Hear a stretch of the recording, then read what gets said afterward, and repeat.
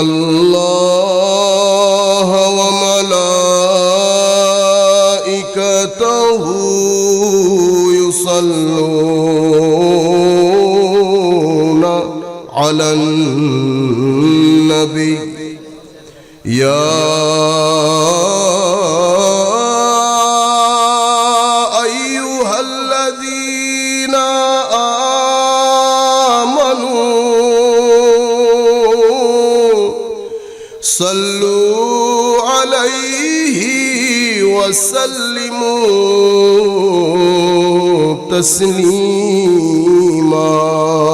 صلاة يا رسول الله عليكم سلام يا حبيب الله عليكم صلاة يا رسول الله عليكم سلام يا حبیب اللہ علیکم نمیدانم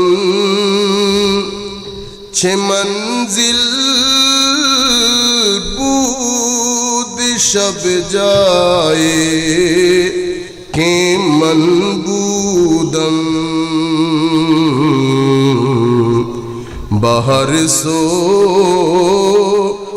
رقص بسم البود شب جائے کہ من بودم صلاة یا رسول اللہ علیکم سلام یا حبیب اللہ علیکم پری پیر کر نگارے سروقد لالا رخ سارے سراپا آفت دل بود شب جائے کہ من بودم صلاة یا رسول اللہ علیکم سلام یا حبیب اللہ علیکم خدا خود میر مجلس بود اندر لامکا خسرو خدا خود میر مجلس بود اندر لامکا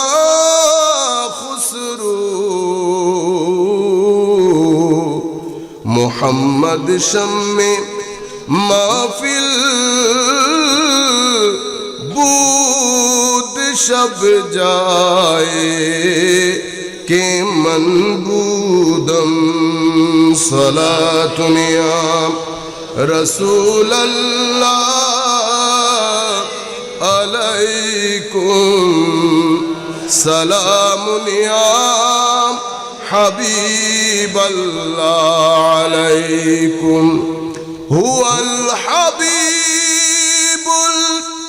الذی ترجى شفاعته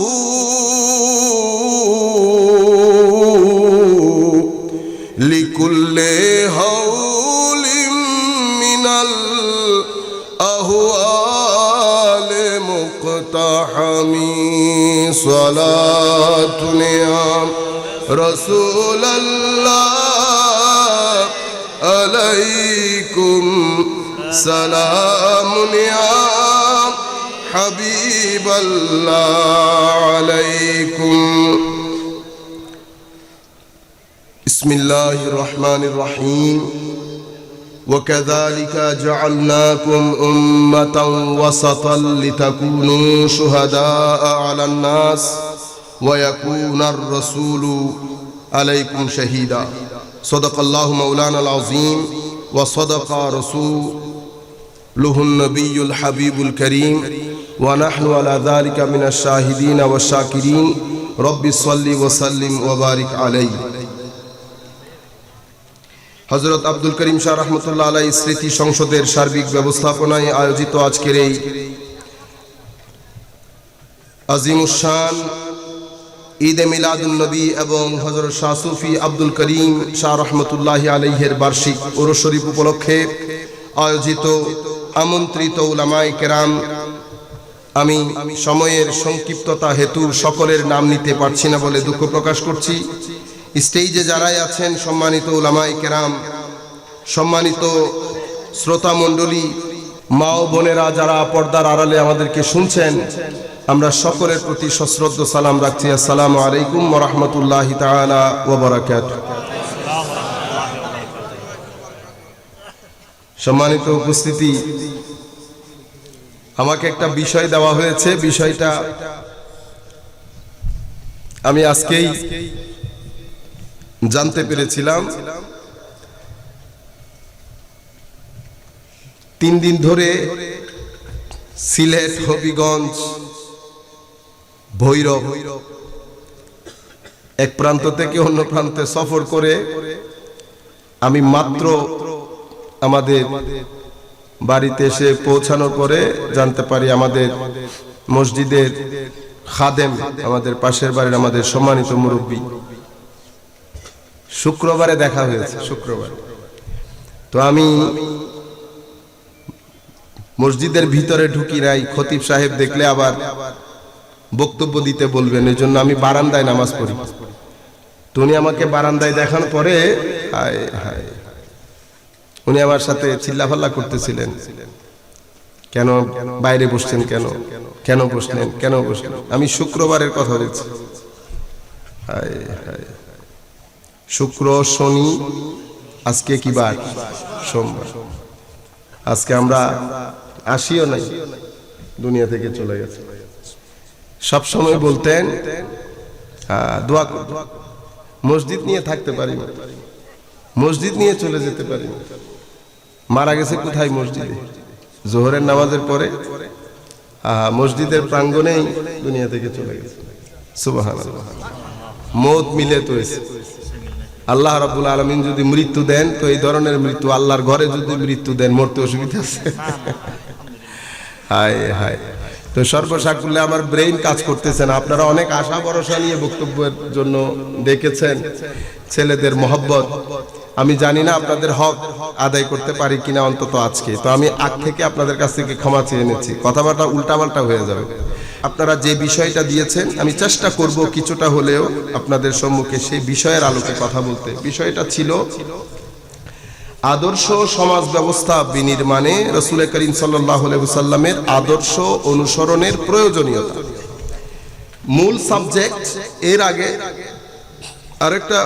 উপরে আরেকটা লাইন দেওয়া হয়েছে, আকাশ সংস্কৃতির বর্তমান যুগে মাদক, অশ্লীলতা ও বেহায়াপনা বৃদ্ধি রোধে করণীয়। বিষয় হয়ে গেছে দুইটা।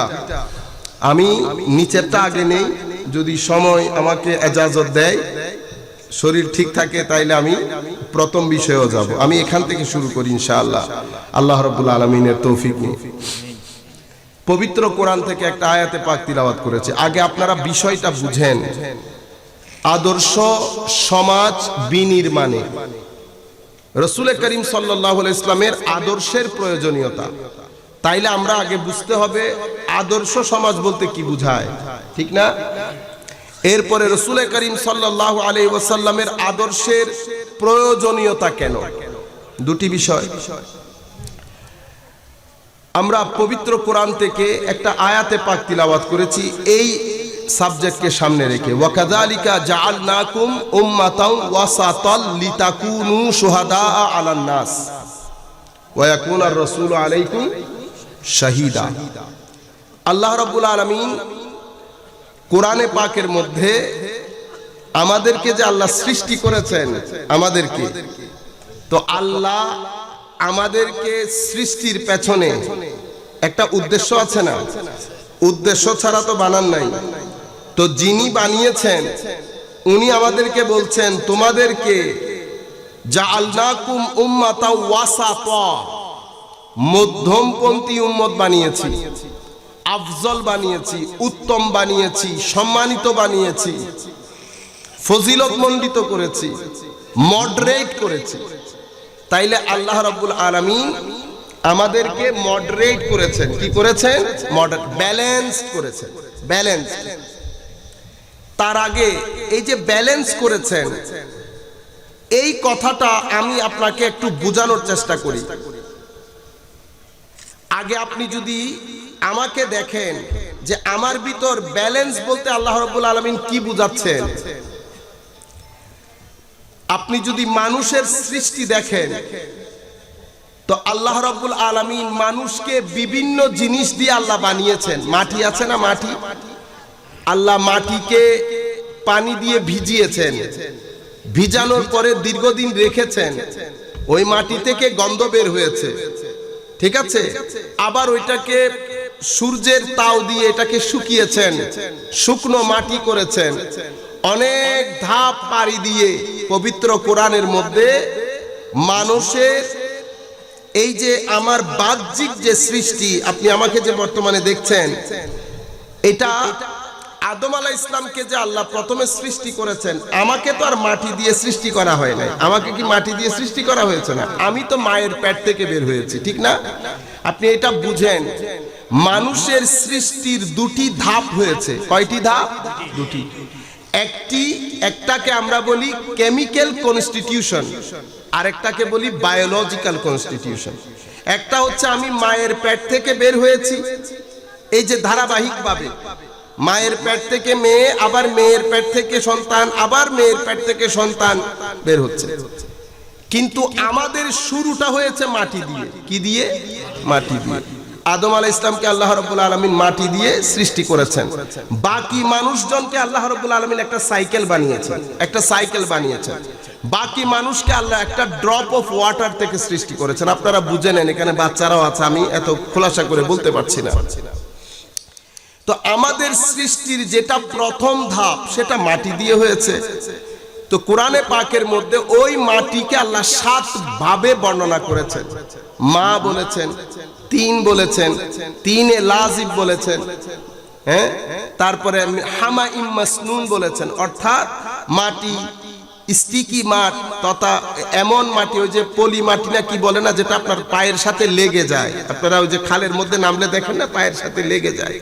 আচ্ছা, হ্যাঁ, কাদা মাটি, এঁটেল মাটি। আচ্ছা, এই যে 7টা আল্লাহ রাব্বুল আলামিন মাটিটাকে তৈরি করেছেন, মাটিটাকে তৈরি করেছেন। হাই হাই, এটা হচ্ছে প্রসেস, মাটি প্রসেস। মাটিকে আল্লাহ রাব্বুল আলামিন বিভিন্ন ধাপ পেরিয়ে আস্তে আস্তে আস্তে একটা নির্দিষ্ট জায়গায় নিয়ে যাচ্ছেন। কেন? কারণ এই মাটি দিয়ে আল্লাহ ইনসান বানাবে, এই মাটি দিয়ে আল্লাহ ইনসান। এটা আপনারা মাথায় রাখবেন। আমি আরেকটা ইম্পর্টেন্ট জিনিস আমার মাথায় আসছে হঠাৎ করে, এটাও বুঝাই। এটা আপনারা মাথায় রাখবেন, আমি আবার ভুলে গেলে যেন আমাকে স্মরণ করিয়ে দিতে পারেন। আমি আপনাদেরকে কি বলেছি? বিভিন্ন ধাপ অতিক্রম করেছেন আল্লাহ, বিভিন্ন ধাপ। মানে মাটিকে পানি লাগিয়েছেন, সেই পানিতে দীর্ঘদিন রেখেছেন, সেখান থেকে গন্ধ বের হয়েছে। আবার আগুনের তাও পড়েছে, ঠিক আছে, মানে সূর্যের তাও লেগেছে, শক্ত হয়েছে, একেবারে শুকনো হয়েছে, ঠিক আছে। এখান থেকে কিন্তু শুরুটা পানি থেকে হয়েছে, ঠিক না? ওখানে পানিও মিক্স ছিল। এই যে বিভিন্ন ধাপ, মওলা বিভিন্ন ধাপ হলো কেন? একসাথে মাটি দিয়ে সৃষ্টি করে ফেলতেন, ঘটনা চুকে যেত না। বিভিন্ন ধাপ করেছেন, কারণ আল্লাহ রাব্বুল আলামিন একটা মেজাজ, একটা ম্যানার্স, একটা সিস্টেম তৈরি করছেন মাটি। দেখেন, মুরগি আছে না? মুরগি আমরা সবাই পালি। মুরগি আপনাকে দেখলে আপনি দৌড় দেন না মুরগি দৌড় দেয়? মুরগি দৌড় দেয়। কিন্তু এই মুরগিকে যখন আপনি 15 দিন ডিমের উপর বসান, 15 দিন, কয় দিন বসে? 21 দিনের মতো বসে, হ্যাঁ, 21 দিন। আচ্ছা, এই মুরগিটা ডিমের উপর বসছে, ঠিক না? আপনি কিন্তু মুরগিকে শিখান নাই ডিমের উপর বসার জন্য, আপনি শিখাইছেন স্কুলে নিয়ে গিয়ে। মুরগি এমনিতে বসে থাকার জিনিস, কিন্তু ডিমের উপর বসে আছে। আজীব আল্লাহ রাব্বুল আলামিনের শান, মালিক ও মওলার আজীব শান। এগুলার কোনো ব্যাখ্যা বিশ্লেষণ নাই। অন্তত আমি অনেক চিন্তা করে দেখেছি এই ঘটনা কেন ঘটে। মুরগি বসে থাকার জিনিস তো না। আপনি টাকা দিলে মুরগি বসে থাকবে, আপনি পুরা বস্তা শুদ্ধও যদি খাওন দেন মুরগি খাইয়া বের হয়ে যাবে না। কিন্তু ডিমের উপর মুরগি 21 দিন বসা থাকে। আচ্ছা, বসা থাকে। এই 21 দিনের মধ্যে মুরগির, আপনারা কথাগুলো খেয়াল করবেন, এবং যারা ইশারা বুঝেন উলামায়ে কেরাম ওনারা ইশারাও বুঝে নেবেন, সুফিয়ায়ে কেরামের বিষয়গুলা। এই 21 দিনের মধ্যে মুরগির তবিয়তের মধ্যে একটা আসমান জমিন ফারাক চলে আসে। মুরগির মধ্যে একটা রোগ আসে, একটা রোগ আসে। দৃষ্টির মধ্যে একটা রোগ তারি হয়, যে কোনো মানুষ দেখলে ভয় পাবে। তবিয়ত, মন, মেজাজ সব কিছুর মধ্যে একটা রোগ তারি হয়। যেই মুরগিকে 21 দিন আগে যেই মুরগি আপনাকে দেখলে পালাতো, সেই মুরগিকে দেখে কিন্তু এখন আপনি পালাচ্ছেন। ঠিক না? ইশারা বুঝে গেছে। সুফিয়ায়ে কেরামও বলতে বলতে এটাও বলে যায়, আল্লাহর বান্দারা যখন জায়নামাজের মধ্যে বসে থাকে, জায়নামাজের মধ্যে বসে, মুরগি যেমন 21 দিন বসে থাকলে তবিয়ত পরিবর্তন হয়ে যায়, আল্লাহর বান্দাও দীর্ঘদিন যখন জায়নামাজের মধ্যে বসে থাকে, আল্লাহর বান্দাদের তবিয়তের মধ্যে পরিবর্তন আসে। আল্লাহর বান্দাদের তবিয়তের মধ্যে পরিবর্তন চলে আসে। বান্দার বান্দা থাকে না, বন্ধু হয়ে যায়। কি হয়ে যায়? বন্ধু হয়ে যায়। চেহারা, সুরত, কথা বার্তা, চাল চলন, উঠা বসা, দৃষ্টি সব কিছুর মধ্যে আমূল এক পরিবর্তন চলে আসে। আপনি দৃষ্টির দিকে তাকিয়ে থাকলে, আমার নবী এখানে এসে বলছে, যখন জিজ্ঞেস করা হয়েছে ইয়া রাসূলুল্লাহ সাল্লাল্লাহু আলাইহি ওয়াসাল্লাম, আমরা ওই ব্যক্তিগুলোকে কিভাবে চিনবো? আমার নবী বলছেন তাদের চেহারা দেখলে মুরগি, আমি আপনাদেরকে কি বলেছি, 21 দিন বসার পরে চোখ, চেহারার মধ্যে একটা রোগ তারি হয়, একটা রোগ তারি হয়। আমার আল্লাহ মুরগির মন মেজাজের মধ্যে এমন একটা তবিয়ত ডেভেলপ করেন, মুরগি যেন বাচ্চাদেরকে সামনে রাখতে পারে, ছোটখাটো বিপদ থেকে রক্ষা করতে পারে। মুরগির আপামর একেবারে সামগ্রিক মন মেজাজের মধ্যে পরিবর্তনটা আসে।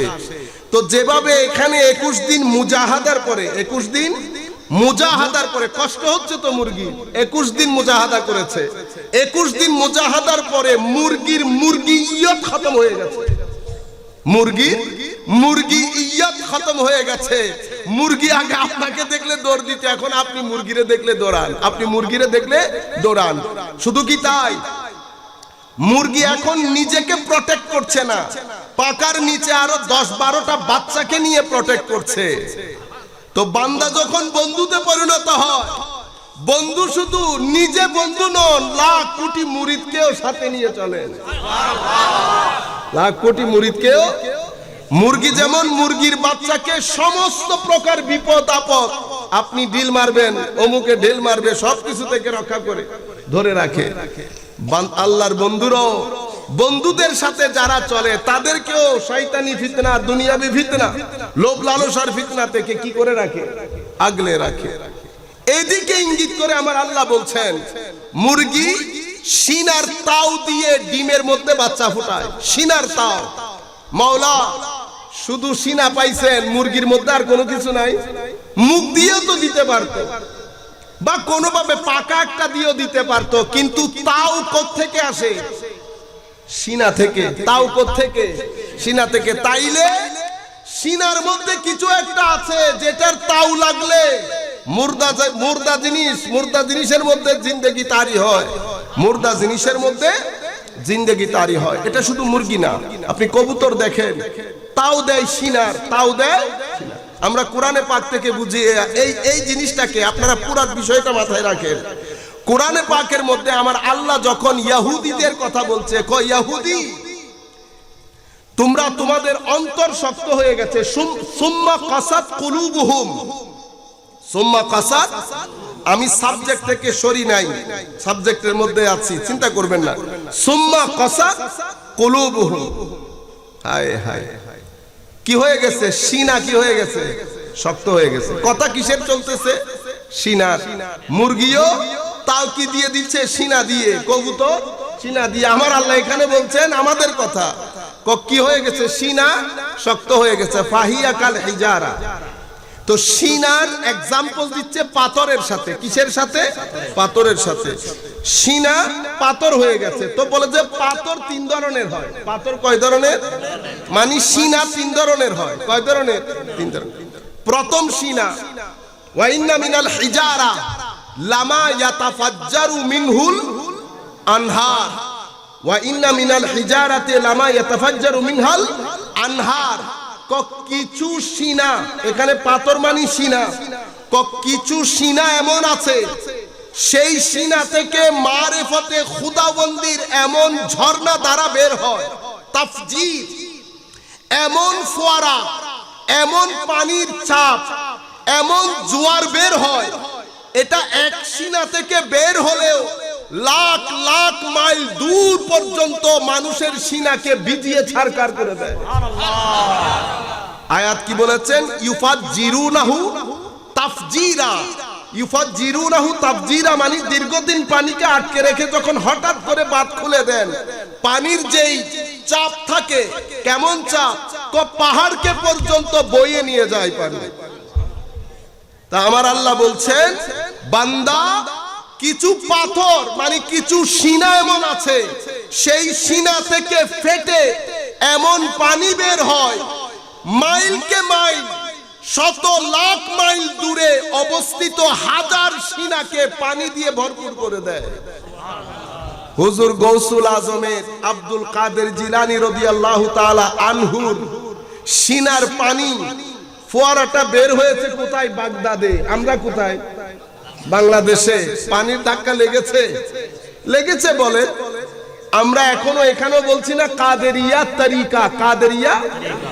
আপনারা বলবেন এখানে তো পানির কথা বলা হয়েছে। আমার ভাইরা, পবিত্র কোরআনে আমার আল্লাহ কিছু উদাহরণ দিয়েছেন, সেখানে আল্লাহ পানির উদাহরণ বেশি ব্যবহার করেছেন নূরে ইলাহি বোঝানোর জন্য, হেদায়েত বোঝানোর জন্য। যেখানে যেখানে পানির, যেমন আমার আল্লাহ বলছেন সূরা জিনের মধ্যে, ওয়াল্লাহু ইসতাকামু আলাত তারিকা লা আসকাইনাহুম মাআন গাদাকা। যদি তরিকতের উপর তোমরা অটল থাকতে, কিসের উপর? তরিকতের উপর যদি তোমরা অটল থাকতে, লা আসকাইনাহুম মাআন গাদাকা, তোমাদেরকে অপরিসীম অসীম পানি দিয়ে আমি ভরপুর করে দিতাম। তো আমার আল্লাহ কি এখানে প্রশান্ত মহাসাগরের পানির কথা বলছে? এই পানি মানি নূরে খুদাবন্দির হেদায়েত। তো আমি আপনাদেরকে যেটা বুঝাতে চাচ্ছি সেটি হচ্ছে যে কিছু সিনা থেকে, সিনা যখন খুলে, সিনা যখন খুলে জমিনের পর জমিন, রাষ্ট্রের পর রাষ্ট্র, দেশের পর দেশ পানিতে বইতে থাকে, পানি প্রবাহিত হয়। কোত্থেকে বেরোয় পানি? সিনা থেকে। ওয়া ইন্না মিনাল হিজারাতি লামা ইয়াতাফাজ্জারু মিনহাল আনহার ওয়া ইন্না মিনহা লামা ইয়াশাক্কাকু ফায়াখরুজু মিনহুল মা।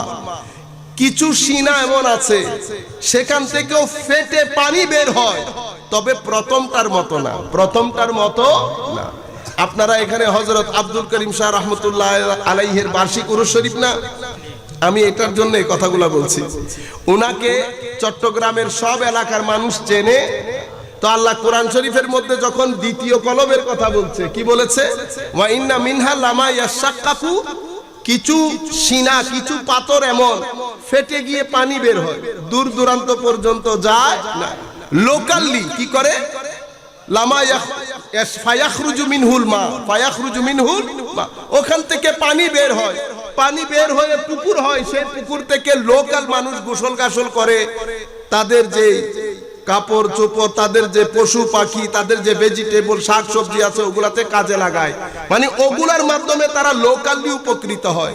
এখানে আমি যে শাক সবজি বলেছি, পশু পাখি বলেছি, এগুলা একটাও আপনার শাক সবজি পশু পাখির জন্য বলি নাই, এগুলো আমি হেদায়েতের কথা বলছি আপনাদেরকে। অর্থাৎ লোকাল আল্লাহর ওয়ালি, আশেপাশের মানুষজন চিনে না, এটাও সিনা, তবে আগেরটার মতো না, আগেরটা বেশি চাপ, ইয়াতাফাজ্জারু মিনহুল আনহার, এটা হচ্ছে ইয়াশাক্কাকু ফায়াখরুজু মিনহুল মা। আরেকটা সিনা আছে, ওয়া ইন্না মিনহা লামা ইয়াহবিতু মিন খাশিয়াতিল্লাহ, আরেকটা সিনা পানি বের হয় না, তবে আল্লাহর খৌফ এবং খশিয়ত এত বেশি থাকে চুপ হয়ে যায়, চুপ হয়ে যায়। সিনা কয়টা পেলেন? তিনটা সিনা, ঠিক না? একটা প্রথম সিনা, এটাকে আমরা সুফিয়ায়ে কেরামের ভাষায়, তাসাউফের ভাষায় এই ধরনের সিনার অধিকারী ব্যক্তিকে গৌস বা কুতুব বলি, যাদের সিনা থেকে এমন পানি বের হয় লাখ লাখ মাইল দূর পর্যন্ত মানুষকে স্যার একেবারে ভরপুর করে দেয়।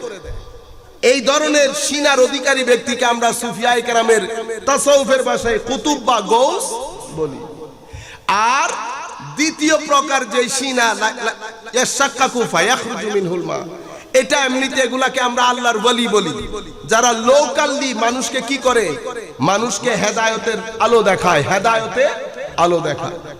আর কিছু লামা ইয়াহবিতু মিন খাশিয়াতিল্লাহ, আর কিছু সিনা এমন আছে, কিছু সিনা এমন আছে যারা আল্লাহ রাব্বুল আলামিনের মারিফতের নূরকে ধারণ করে সদা সর্বদা আল্লাহর ভীতিতে ভয়ে সদা সর্বদা ভীত সন্ত্রস্ত থাকে।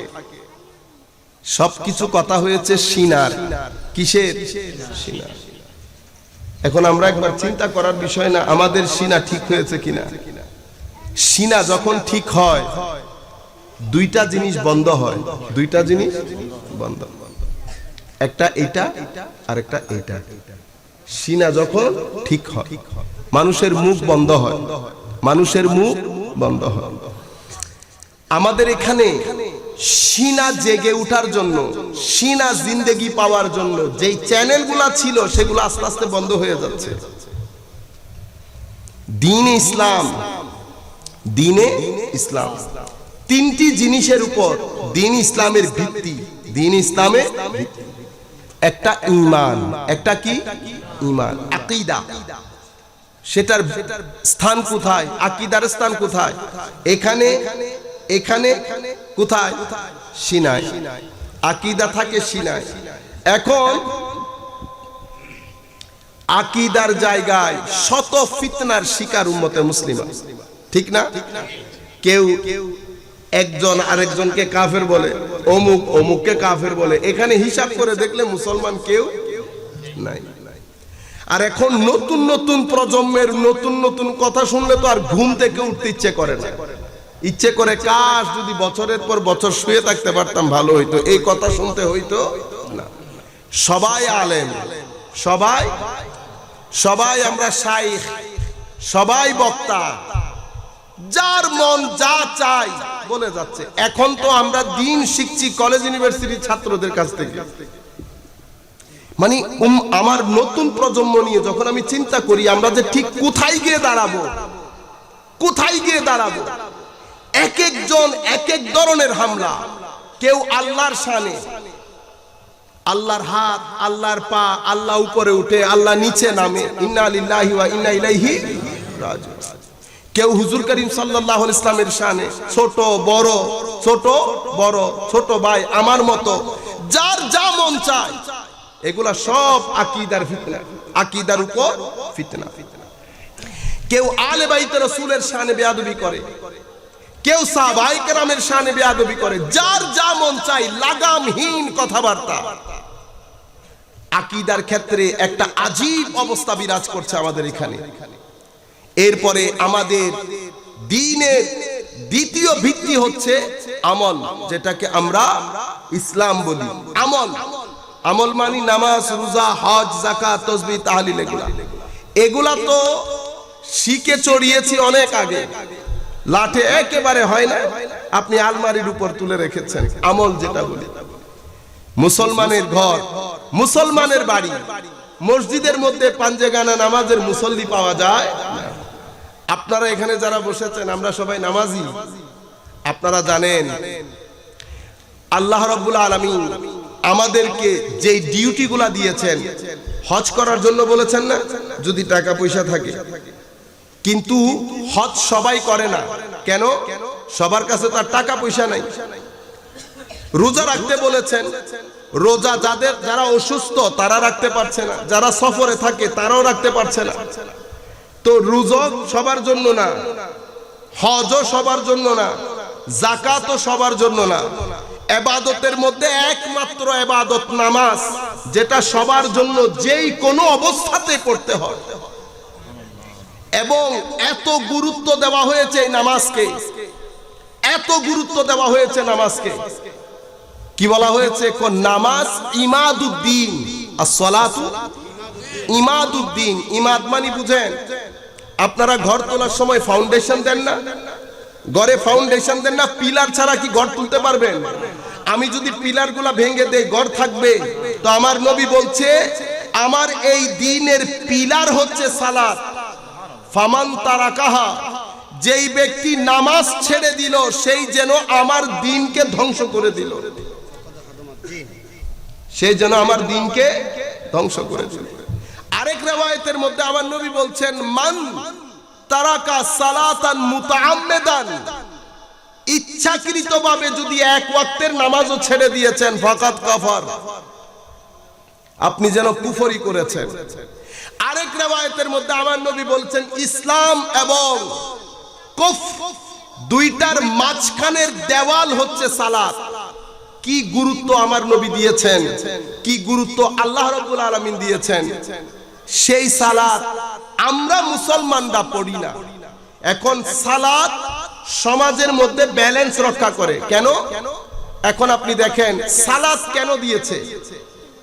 আমি আপনাদেরকে ওই যে মানুষের কথা বলতেছিলাম না, হ্যাঁ, মানুষকে যখন আল্লাহ এই যে সৃষ্টি করেছেন, তবিয়তের মধ্যে ফারাক এসছে, অতঃপর আদম আলাইহিস সালামকে সৃষ্টি করেছেন। সৃষ্টি করার পরে ফেরেশতারা কিন্তু ইখতিলাফ করেছে। ফেরেশতারা বলেছে, মাওলা, এই জিনিসগুলা থেকে যদি আপনি মানুষ বানান, ওনারা দেখেছেন না ফেরেশতারা কি কি জিনিস ইউজ হচ্ছে।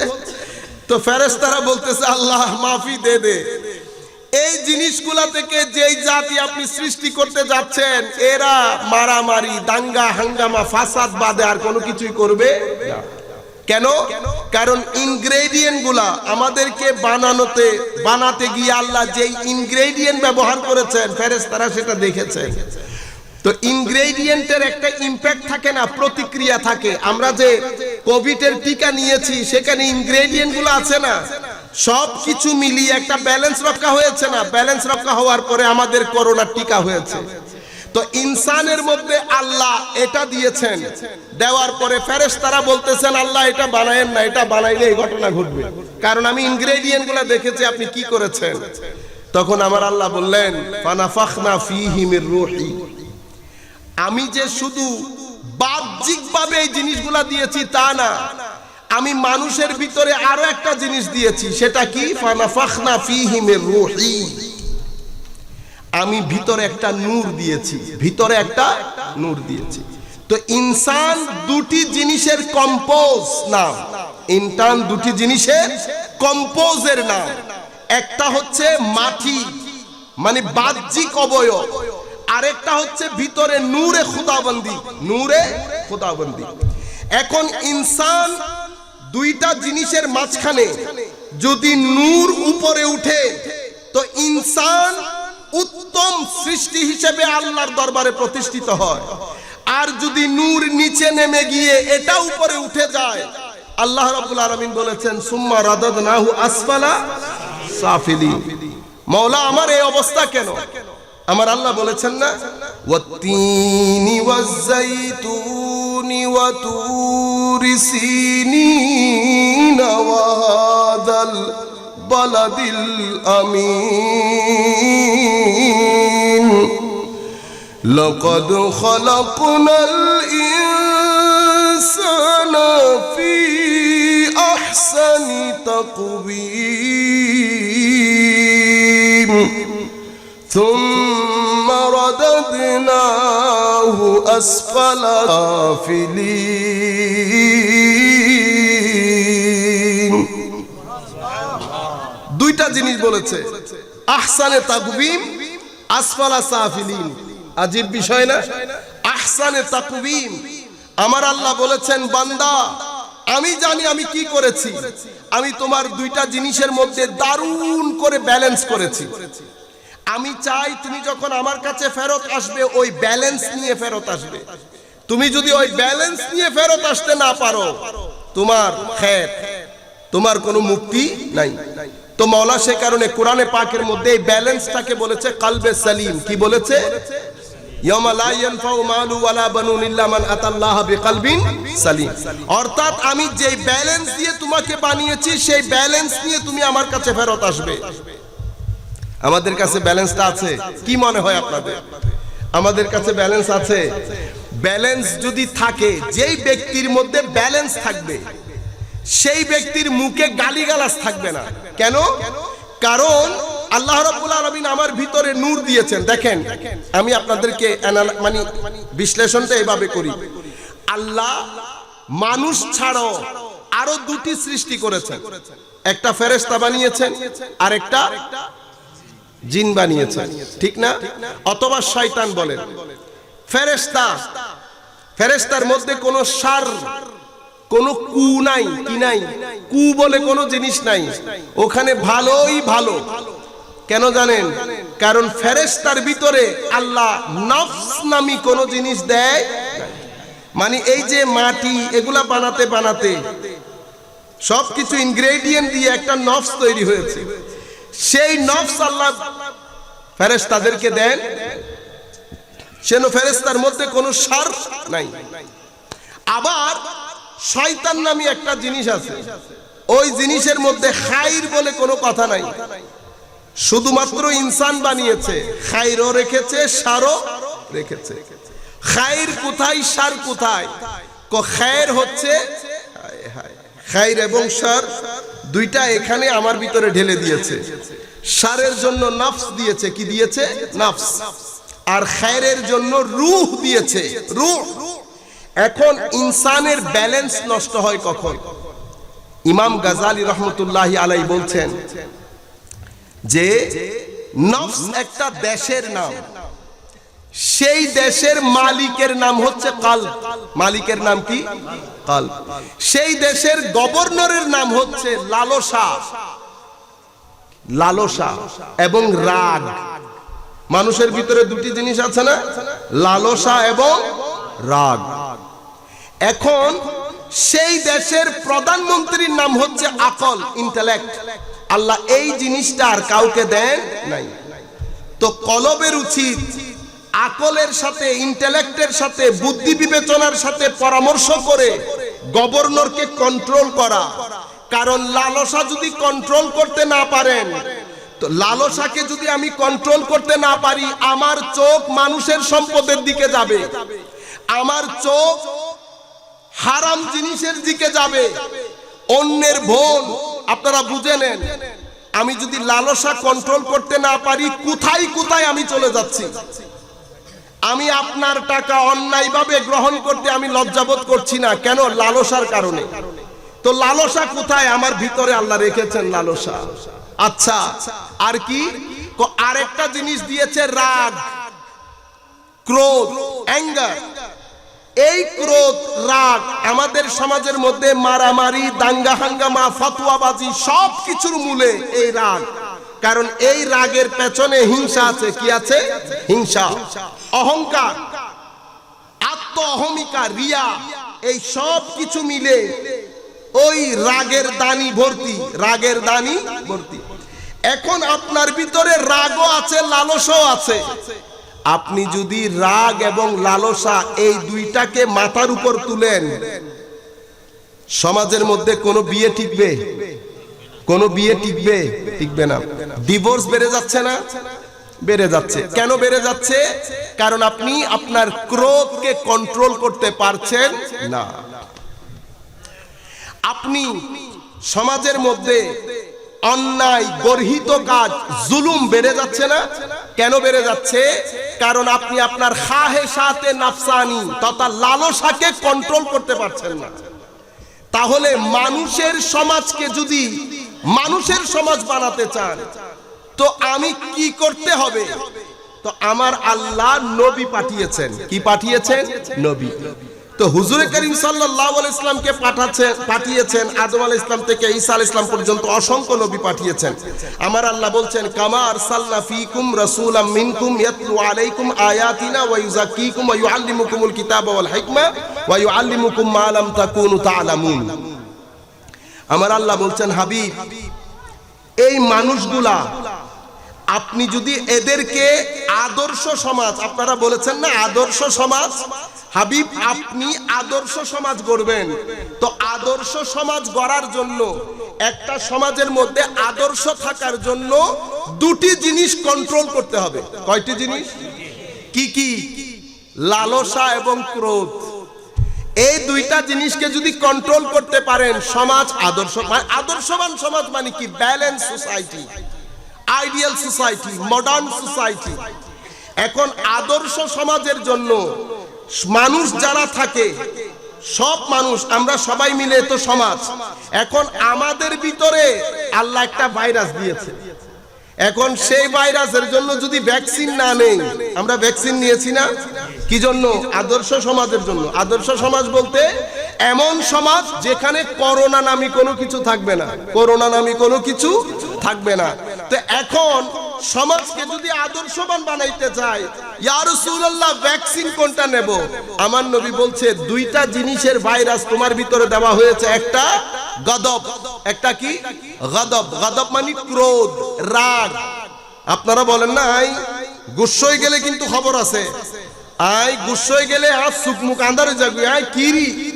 আপনারা জানেন বাংলাদেশে যে ডিভোর্স গুলা হয় সেই ডিভোর্স গুলার ক্ষেত্রে মোস্টলি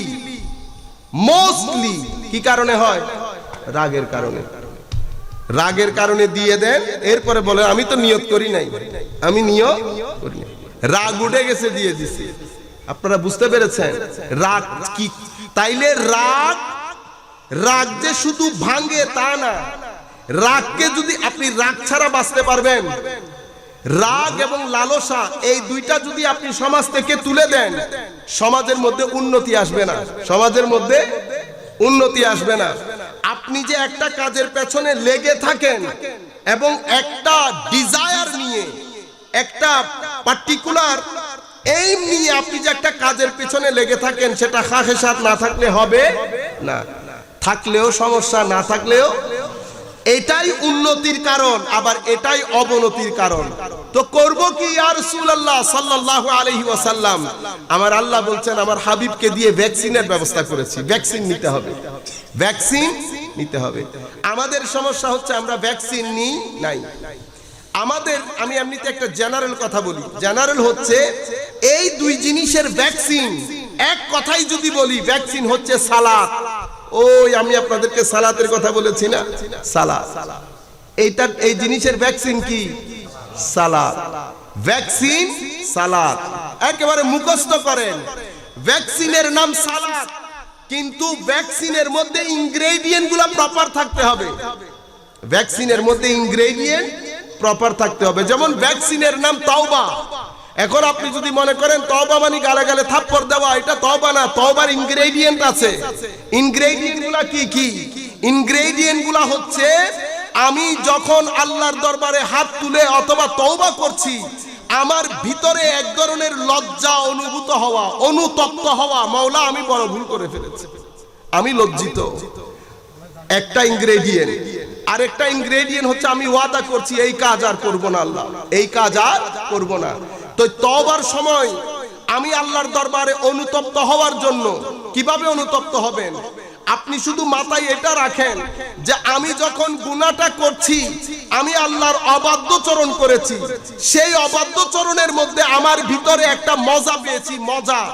এই মজার কারণে আপনি অনুতপ্ত হন যে আমি আল্লাহর অবাধ্যচরণের মধ্যে মজা পেয়েছি, এটা আমি বড় গুনাহের কাজ করেছি। মানে মওলা একে তো তোমার অবাধ্যচরণ করেছি, কিন্তু সেটাতে আমি বড় স্বাদ পেয়েছি, সেটাতে আমি বড় মজা পেয়েছি। এই বিষয়টা নিয়ে আপনার ভিতরে যখন অনুতপ্ততা সৃষ্টি হবে, এটাকে তওবা বলে। এখন তওবার একটা ইনগ্রেডিয়েন্ট আছে, সালাতেরও একটা ইনগ্রেডিয়েন্ট আছে। সালাত, আল্লাহ আমি ভ্যাকসিনের কথা বলেছি না, ভ্যাকসিন। তো সালাত ভ্যাকসিন কেন বললাম? আমার নবী বলছে সালাতের মাধ্যমে তোমার পার্সোনালিটির মধ্যে ব্যালেন্স তৈরি হয়। কেন? সালাতের মাধ্যমে ক্রোধ এবং লালসা, এই দুইটা কন্ট্রোলে থাকে। ইন্নাস সালাতা তানহা আনিল ফাহশাই ওয়াল মুনকার, নামাজ আপনাকে ফাহশা অশ্লীলতা, মানে যাহা শ্লীল নয়, যাহা শ্লীল নহে তাহা অশ্লীলতা। সমাজের মধ্যে যত ধরনের জিনিস অশ্লীল, এই অশ্লীল বিষয়গুলা থেকে নামাজ আপনাকে বাঁচিয়ে রাখবে। কেন?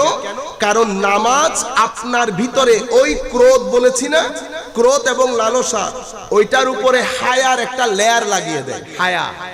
হায়ার একটা লেয়ার লাগিয়ে দেয়। লালসা উঠতে চাইলে হায়ার সাথে বাড়ি খায়। হায়ার সাথে যখন বাড়ি খায় লালসা চুপ হয়ে যায়, লালসা কন্ট্রোলে চলে আসে। আবার ওয়াল মুনকার, মুনকার মানে এমন সমস্ত কাজ যাহা অপছন্দনীয়, যাহা অপছন্দনীয়। এখন আপনি যখন মদ এবং শরাবের দিকে খেয়াল করছেন, ওই যে বলেছি না হায়ার একটা লেয়ার লেগে যায়। হায়ার লেয়ার লাগার কারণে ভিতর থেকে ওই জিনিস জাগরিত হওয়ার সাথে সাথে আবার এটা চুপ হয়ে যায়, না এটা করা যাবে না, এটা করা যাবে না। আবার যখন স্ত্রী পুত্র এগুলার দিকে যান, তখন হায়া কি করেন, আপনাকে ক্যাপস লক করে না, আপনাকে ওগুলা করতে দেয়। কিন্তু এটা যখন রং জায়গায় করতে যান, হায়া বাধা দেয়, হায়া। সেই কারণে বলা হয়েছে আল হায়াউ শুবাতুম মিনাল ঈমান। এই কারণে আমার নবী বলছেন ইজা ফাতাল হায়া ফাফআল মা শি, হায়া চলে গেলে যা মন চাই করো। কেন? উপর থেকে ক্রোধ এবং লালসার উপর থেকে যখন হায়া উঠে যায় তখন ফ্রি হয়ে যায় ক্রোধ এবং লালসা। কারণ দরজা খুলে গেছে, আপনি তো দূর দূর পর্যন্ত দেখছেন। আপনারা বুঝতে পেরেছেন? সালাত এই কারণে অতি গুরুত্বপূর্ণ। তো সালাত যখন আপনি ছেড়ে দেন, আপনি দিন ধ্বংস করে দিলেন। দিন কি ধ্বংস হচ্ছে? আপনারটা ধ্বংস হয়ে গেছে। কেন? কারণ আপনার ভিতরে আপনার যে ব্যালেন্স সেটা আপনি নষ্ট করে দিয়েছেন। তো নষ্ট, ইয়া রাসূলুল্লাহ সাল্লাল্লাহু আলাইহি ওয়াসাল্লাম, তা আমি এখন আপনি বলতে পারেন যে সালাত তো আমি পড়ি, সালাত আমি পড়ি, কই আমার তো এটা হয় না, আমার এটা হয় না। এটা একটা প্রশ্ন না? সম্মানিত ভাইয়েরা, মনে রাখবেন,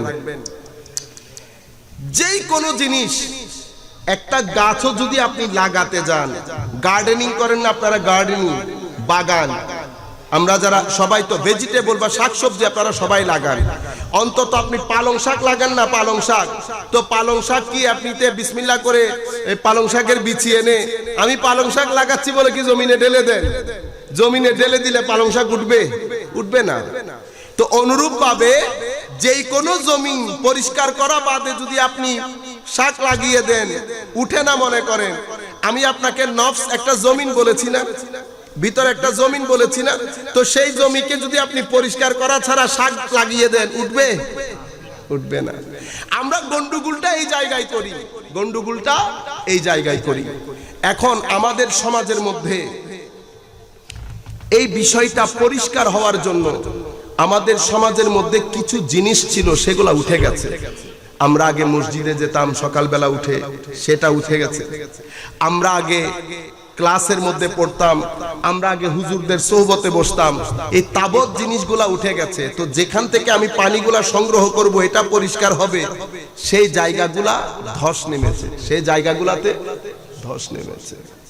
আমাদের এই জিনিসটা যদি আপনি পরিষ্কার না করেন, তাহলে আপনি যেই সমাজ প্রতিষ্ঠা করতে চাচ্ছেন সেই সমাজ প্রতিষ্ঠা হবে না।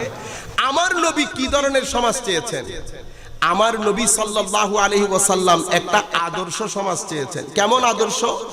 যেই সমাজের লোকজন ভদ্র হবে। কি হবে? ভদ্র হবে। যেই সমাজের লোকজন নম্র হবে, যেই সমাজের লোকজন উদার হবে। আপনি দেখেন, আমি একটা হাদিসে পাক পড়ছি, আপনারা এই হাদিস জানেন। আমি শুধু আমার নবী কি ধরনের সমাজ চেয়েছেন আপনি ইজিলি বুঝতে পারবেন। আমার নবী বলছেন, আন ইবনে উমর রাদিয়াল্লাহু তাআলা আনহুমা আন্না রাসূলুল্লাহ সাল্লাল্লাহু আলাইহি ওয়াসাল্লাম قال, হুজুর করিম সাল্লাল্লাহু আলাইহি ওয়াসাল্লাম ইরশাদ করেছেন, আল মুসলিম আখুল মুসলিম, মুসলমান মুসলমান ভাই ভাই, মুসলমান মুসলমান ভাই ভাই। আছে ভাই ভাই? আছে? নিজের ভাইয়ের সাথে সম্পর্ক নাই, মুসলমান বাইরে দেখার সুযোগ আছে। মুসলমান বাইরে না, আপনি 2 দিন আগে মাথায় বাড়ি দিয়ে আসছেন, ঠিক না? আমার সাথে আপনার আইডিওলজির পার্থক্য, অথচ কোরআনে আল্লাহ এক, রসুল এক জায়গায় যায় হজ করতে। আপনার সাথে আমার আইডিওলজিক্যাল পার্থক্য থাকতেই পারে, তাই বলে কি আপনি রাস্তার মাঝখানে ধরে আমার মাথা ফাটাই দিবেন? আপনারা বুঝতে পারতেছেন আমরা কোন জায়গায়? আমাদের এই অবস্থা হওয়ার কথা ছিল না। আমাদের এই অবস্থা হওয়ার পেছনে আমরা মৌলিকভাবে দায়ী, কারণ আমরা ওই সেন্টার পয়েন্ট থেকে সরে গেছি। সেন্টার পয়েন্ট থেকে সরে গেছি। আল মুসলিম আখুল মুসলিম। আমার নবী বলছেন, তো মুসলিম ভাই ভাই কি হবে ইয়া রাসূলুল্লাহ? লা ইয়াজলিমুহু ওয়ালা ইউসলিমুহু। সালাতুন ইয়া